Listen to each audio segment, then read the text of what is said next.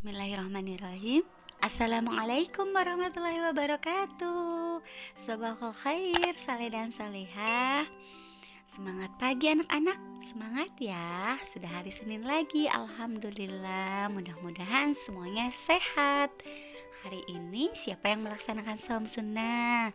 Ayo, ada yang melaksanakan? Alhamdulillah. Semoga istiqomah ya nak ya. Yang belum melaksanakan, ayo kita berlatih kembali nak. Perlahan dulu ya saumnya. Sebentar lagi kita akan melaksanakan saum di bulan Ramadan. Jadi persiapkan dari sekarang ya.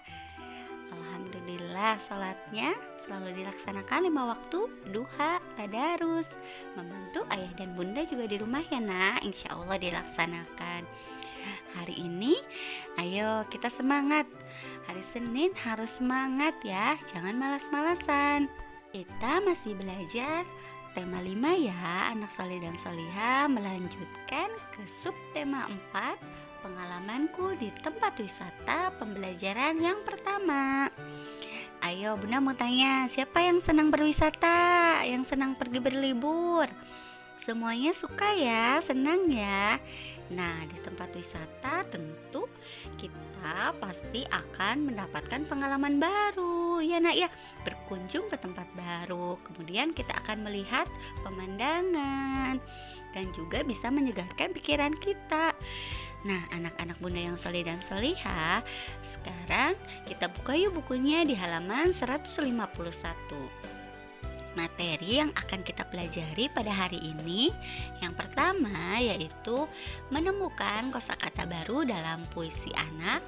Yang kedua, membaca puisi. Yang ketiga, membuat karya hiasan dengan bahan bekas.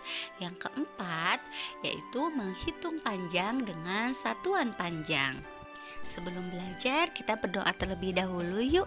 Berdoa dulu, kemudian kita awali setiap harinya untuk melakukan segala aktivitas dengan membaca basmalah bersama-sama. Bismillahirrohmanirrohim. Anak-anak solih dan solihah, tentu setiap orang membutuhkan rekreasi ya. Bunda juga senang karena rekreasi itu menyegarkan pikiran. Pikiran akan segar dan membuat belajar menjadi lancar. Nah, oleh karena itu kita senantiasa selalu bersyukur ya. Maka kita jangan lupa terus mengucapkan hamdalah, alhamdulillah kepada Allah Subhanahu wa taala, karena kita semua masih diberikan kesehatan untuk melaksanakan pembelajaran daring di rumah ya. Sekarang kita buka bukunya yuk di halaman 151. Ayo membaca.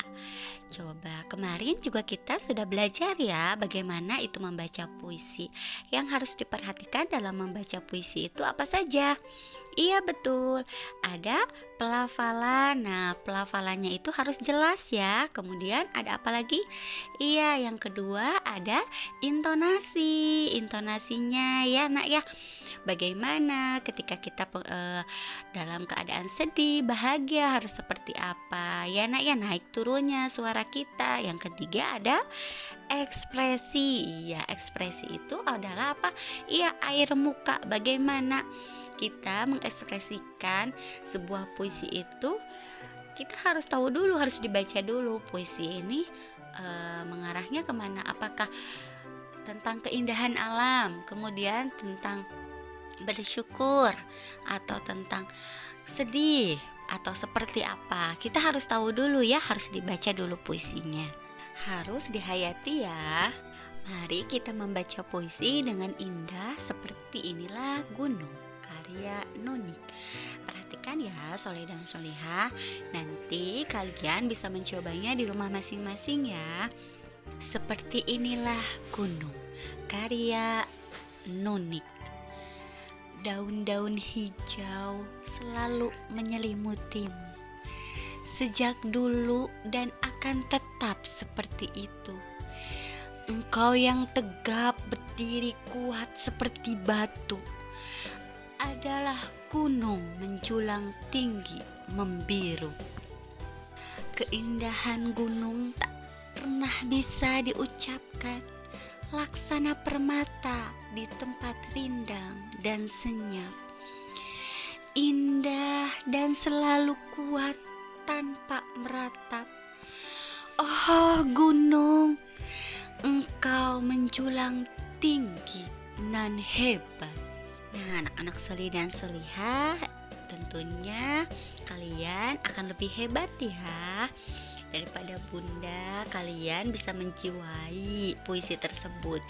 Jangan lupa ekspresinya ya, mimik mukanya, pelafalannya, dan juga intonasinya ya, harus dihayati.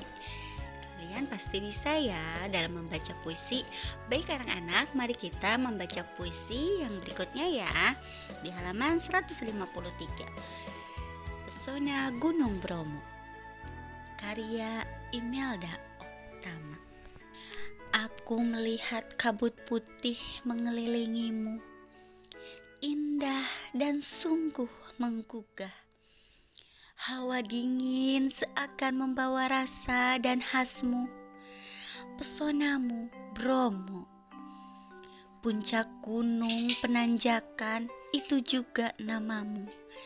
Hamparan lautan pasir luas sangat menakjubkan. Dari sini pula aku melihat sang surya hadir di setiap pagi. Gunung Bromo, engkau telah menyentuh begitu banyak hati untuk singgah atau sekedar menyapa, memberikan sejuta pesonamu, keindahanmu. Nah, anak-anak bunda yang soleh dan solihah, dari puisi tersebut mari kita mencari kosakata baru yuk. Kemudian carilah artinya dalam Kamus Bahasa Indonesia ya. Dalam puisi Pesona Gunung Bromo, di sini Bunda sudah menemukan kosakata barunya ya. Silahkan kalian boleh salin pada buku tulis kalian ya. Yang pertama ada kata kabut. Apa artinya kabut? Ya, maknanya adalah awan lembab atau uap air ya. Coba kita lihat. Nah, di sini aku melihat kabut putih mengelilingimu. Nah, kabut di sini artinya adalah awan lembab atau uap air. Yang kedua, hawa. Ada yang tahu? Iya, yaitu keadaan udara. Kemudian yang ketiga, hamparan. Hamparan itu apa maknanya? Sesuatu yang dihamparkan. Di sini ada ya dalam puisi. Hamparan lautan pasir luas sangat menakjubkan. Yang terakhir, yang keempat adalah pesona. Ada yang tahu artinya apa? Iya betul, yaitu daya tarik. Pintar, silakan disalin ya ke dalam buku tulis kalian. Halaman 154. Nah, sekarang kita berlatih menulis puisi. Buatlah puisi tentang keindahan alam menggunakan kata-katamu sendiri. Nah, berhubung di sini contohnya gambarnya adalah pantai, ya keindahan alam itu kan banyak. Nah, ada gunung, ya, ada sawah. Nah, di sini gambarnya pantai. Bu Nuri akan coba menulis puisi tentang pantai. Oke, misalkan pantai. Cara membuat puisi itu seperti apa sih Bu Nuri? Perhatikan. Yang perlu kalian ketahui adalah kalian gambarkan dulu di pantai itu ada apa saja sih? Nah, pasti kalian semua sudah pernah ke pantai kan? Nggak mungkin kalau belum pernah. Pantai yang dekat rumah kita di sini mana? Pantai Ancol. Ya nggak usah jauh-jauh, di sini juga ada. Nah, lihat di pantai itu ada apa saja sih? Misalkan pantai di mana pasir banyak dan bersih. Nah, ada pasirnya kan, dan pantainya ini berdasarkan gambarnya bersih pula. Ya kan, harusnya memang pantai itu bersih. Tempat orang berlibur dan bersantai. Nah, sudah pasti ya, orang yang ke pantai itu pasti sedang berlibur kebanyakan ya, atau menghirup udara sejenak, melihat keindahan pantai. Kemudian apalagi? Indonesia. Nah, tuliskan Indonesia mempunyai banyak pantai, sudah pasti. Karena negara Indonesia pun memiliki beribu-ribu pulau, sudah pasti memiliki beribu pantai pula. Nah, ini baru bait pertama ya nak ya. Kita buat bait yang kedua. Tapi sayang, banyak yang tidak merawat. Alangkah indahnya kalau pantai tak ada sampah yang berserakan. Tuh, sering kita temui di pantai-pantai yang tadinya bersih, tapi begitu kita ingin bermain pasir atau sedang melewati, itu ada banyak sampah, terutama sampah plastik ya. Itu orang yang tidak bertanggung jawab, nah tidak membuang sampah sembarangan, ya kan? Makanya membuat pantai itu menjadi kotor dan banyak sampah yang berserakan. Nah, ini contohnya saya ya. Mau bikin lagi satu bait lagi? Oke, boleh. Pantainya lebih nyaman. Wisatawan banyak yang mengunjungi. Kalau pantainya bersih, ya kan? Kalau pantainya tidak ada sampah, justru banyak wisatawan itu banyak yang mengunjungi dari berbagai daerah, ya kan? Kemudian apabila ada pohon bakau, pastinya pantai lebih aman dari tsunami. Nah, perhatikan. Makanya kalau ada di pesisir pantai ini ya nak ya, itu tuh ada beberapa pohon kelapa. Kemudian kalau pun misalkan ada di sekitar pantai ini ada pohon bakau, itu lebih aman terhindar dari tsunami. Karena apa? Air-air bisa menyerap ke dalam tanaman tersebut, ke dalam pohon tersebut. Nah, makanya kalau ketika kita sedang berada di tempat umum, terutama di tempat alam ya, tidak hanya di pantai saja, di gunung itu jangan membiasakan untuk menebang pohon ya, menebang pohon secara liar, seenaknya. Nah, itu menyebabkan banyak musibah. Kalau di pantai bisa menyebabkan tsunami, kemudian kalau gunung longsor ya. Nah, seperti itu. Oke, baik. Nanti kalian akan coba berlatih menulis puisi juga ya.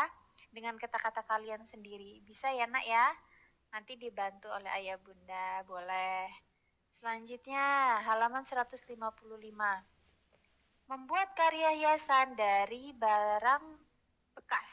Nah, coba perhatikan. Berikut ini adalah langkah-langkah membuat kalung dari bahan koran bekas. Alatnya ada sedotan, ada koran bekas, kemudian ada gunting, dan ada lem. Yang terakhir ada tali sepatu. Cara membuatnya bagaimana? Yang pertama, potonglah sedotan sepanjang 1 cm. Kalian ukur nih pakai penggaris 1 cm. Kemudian potonglah koran membentuk segitiga sama besar. Kemudian potongan segitiga tersebut digulung dan dilem. Nah, roncelah potongan sedotan dan gulungan kertas koran tersebut. Masukkan ujung tali sepatu ke lubang sedotan. Ini seperti membuat mudah sekali ya nak ya. Membuat kalung dari barang bekas. Barang bekas di sini apa?